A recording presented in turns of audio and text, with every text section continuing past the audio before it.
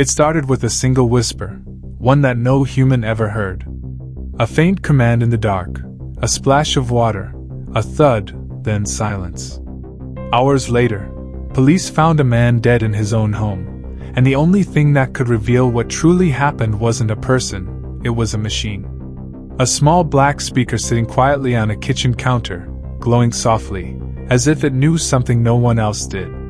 And what investigators discovered inside it would make the world question whether artificial intelligence is serving us, or secretly watching us. In 2017, in the small city of Bentonville, Arkansas, a routine morning turned into a crime scene. James Bates told police his friend Victor Collins had stayed the night after a casual evening of drinks and football. But by dawn, Collins was gone, lifeless in the backyard hot tub. There was no forced entry, no broken glass, nothing stolen. Just confusion. But one thing stood out to detectives. The house was filled with smart technology, and in the corner of the living room, an Amazon Echo sat silently blinking. One investigator stared at it and said the words that changed the case forever. If that thing was listening, it might have heard everything. Detectives seized the device. They believed it might contain fragments of audio, unintentional recordings of background noise, movement, maybe even a struggle. Amazon refused to release the data at first, citing privacy protection and user trust. But police knew something others didn't.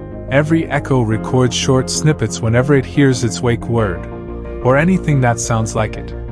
It doesn't remember everything, but it remembers enough. Data analysts began dissecting the fragments stored in the cloud.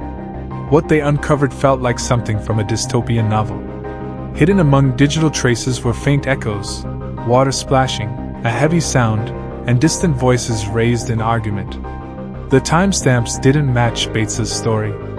Even stranger, there were multiple music commands issued long after the supposed end of the night.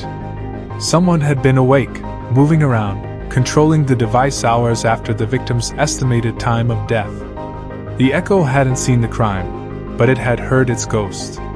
When combined with the home's smart meter and phone usage data, a timeline began to form. Water consumption spiked during hours when everyone was supposedly asleep. The heater in the hot tub switched on and off at unusual intervals. Every digital fingerprint contradicted the suspect's calm version of events. And for the first time in history, artificial intelligence became part of a murder investigation, not as a tool, but as a witness. Under legal pressure and with the suspect's consent, Amazon eventually released the Echo's recordings. They were incomplete, fragmented, but powerful enough to raise questions in court. Prosecutors used the data to suggest the death wasn't an accident. The defense countered that the device was unreliable, that background noises were misinterpreted.